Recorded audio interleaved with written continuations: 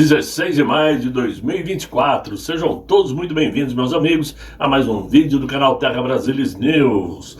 Tudo bem com vocês? Espero que sim, claro.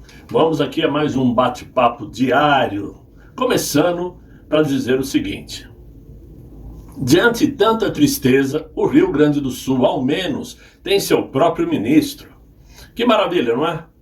Com uma única machadada, Luiz Inácio matou 2 coelhos. O primeiro golpe foi para deixar nas mãos de Paulo Pimenta, um dos militantes mais xiitas do PT, o controle de como, quando e onde serão usados os recursos destinados pelo governo federal ao Estado gaúcho, deixando o governador do estado com cara de paisagem. O segundo golpe foi aumentar a polarização política, indicando para o novo cargo alguém com pretensões claras de sair candidato a governador em 2026. Foi o mesmo que jogar gasolina na fogueira e botar fogo no circo político. De quebra, Luiz Inácio, o grande pacificador de Lares, resolveu um pequeno impasse, já que a pobre Janja não aguentava mais ver a cara de Pimenta controlando os passos do marido, e por isto ele tinha que se livrar dele. Quem não viu a cara vermelha de raiva de Paulo Pimenta quando foi repreendido pela Janja, lá em São Leopoldo, ontem, por estar fuçando no celular durante o discurso de Luiz Inácio? É para chorar.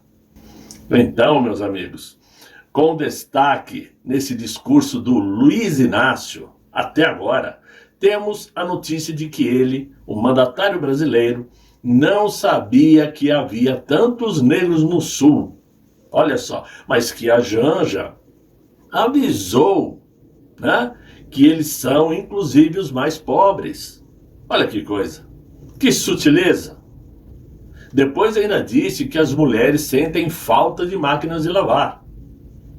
É uma patada atrás da outra. E olha que não podemos nos esquecer da dor que sentiu a Dilma Rousseff, que perdeu todos os seus bens que recebeu enquanto presidente do Brasil.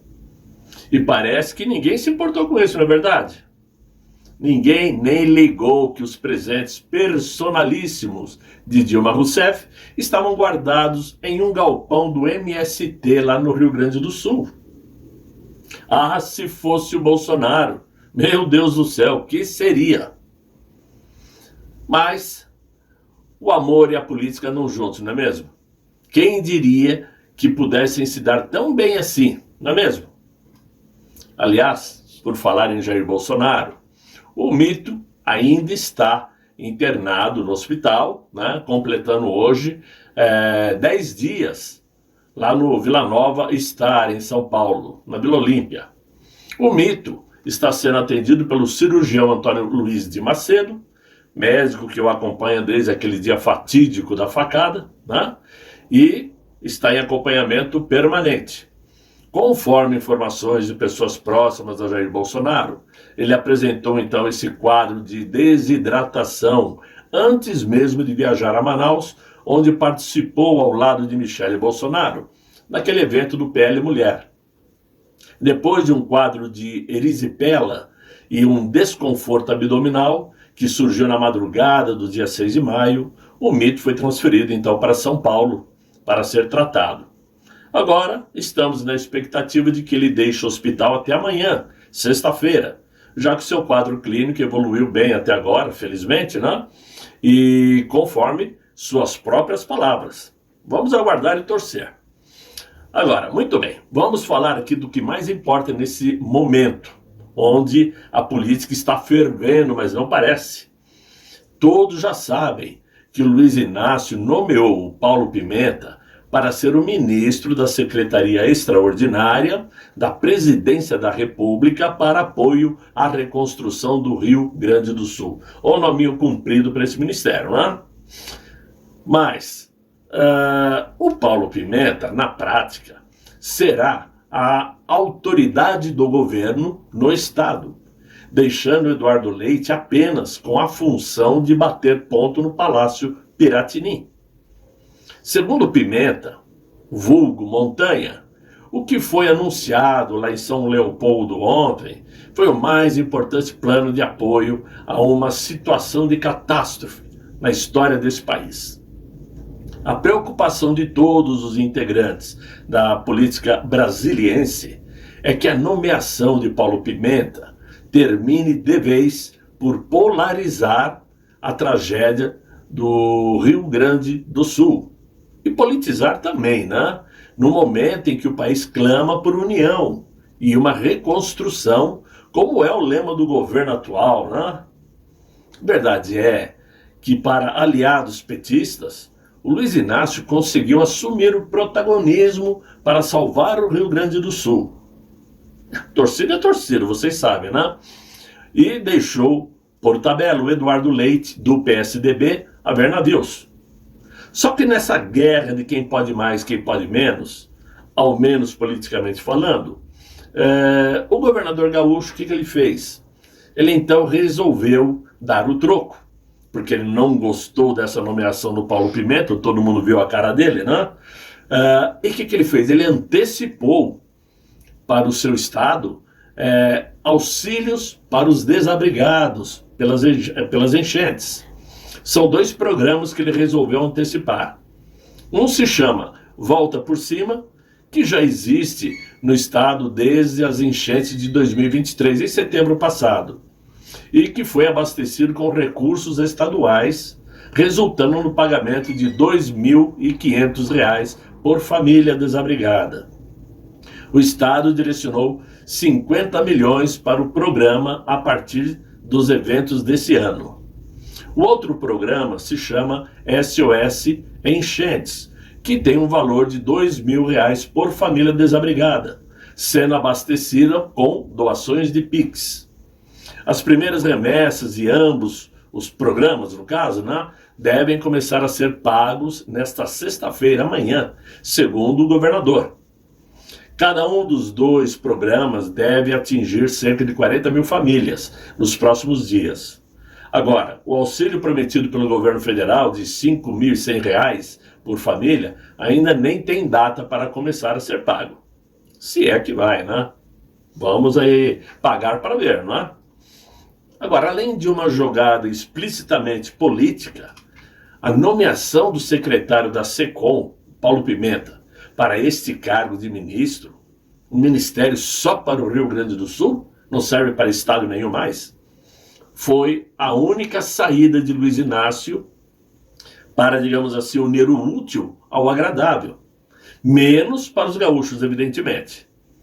Desde o momento em que se identificou o tamanho da tragédia, o ministro da Defesa, por exemplo, o José Múcio Monteiro, propôs ao mandante brasileiro a implantação de uma GLO como solução para o Estado, né? Porque, evidentemente, nessas condições o Estado está em calamidade pública. E, obviamente, uma GLO seria a forma mais prática de socorrer os gaúchos, né? E também porque a GLO é um dos motivos constitucionais que outorgam ao Exército Brasileiro o direito de assumir o controle para manter a segurança. Ao se aplicar a GLO, o governo federal, então, indicaria um interventor federal ao Estado, que poderia ser até o Paulo Pimenta, como o Luiz Inácio já tinha em mente.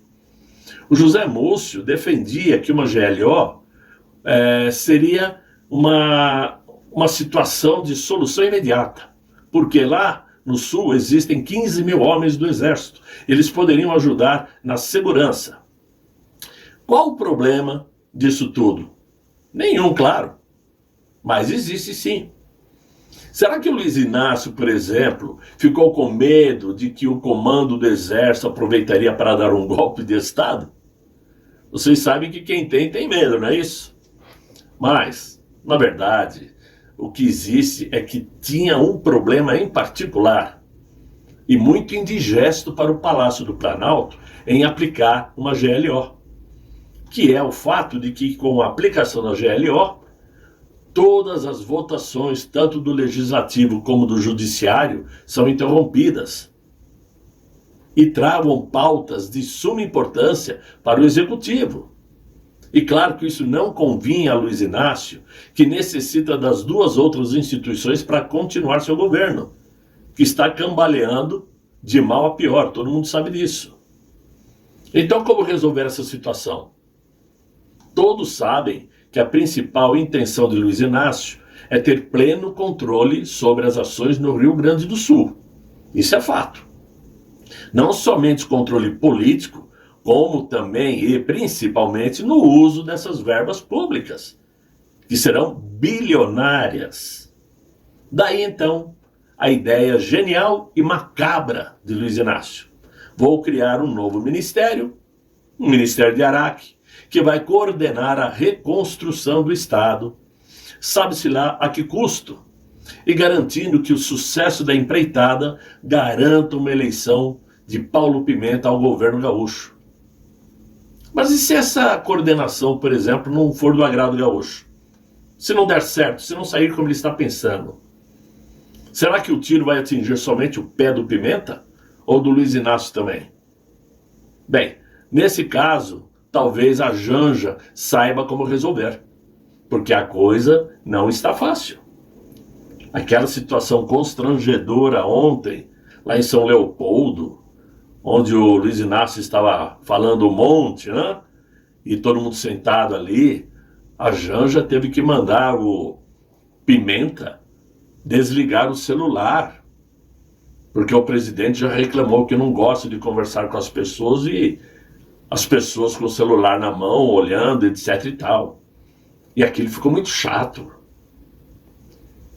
E claro, entre ela e o Pimenta estava lá o presidente do Supremo com aquela cara de paisagem também, que ninguém até agora entende o que ele estava fazendo lá. Aliás, hoje, o tal do Barroso deu uma entrevista no Financial Times dizendo que o Elon Musk faz parte de um esquema da direita extremista mundial para destruir a democracia, blá, blá, blá, blá, blá, blá. Talvez amanhã eu entre em detalhes sobre esse assunto. Verdade é que por trás dessa trama toda, de se colocar o Pimenta como o governador desse ministério de 1,5 metro de nome, né, está sim o interesse em controlar as ações financeiras do Estado. Ah, se tem. Se nós não soubéssemos quem é Luiz Inácio, não pensaríamos assim com certeza. É isso, meus amigos, que eu tinha para vocês. Espero que vocês tenham gostado do vídeo. Se gostaram, deixem os likes, se inscrevam no meu canal, chame os amigos para me acompanhar. Quem puder colaborar com o canal Terra Brasilis, eu agradeço de coração. Por hora, espero encontrá-los amanhã em um novo vídeo. Se Deus quiser, Ele há de querer. Fiquem bem, fiquem com Deus. Tchau, tchau.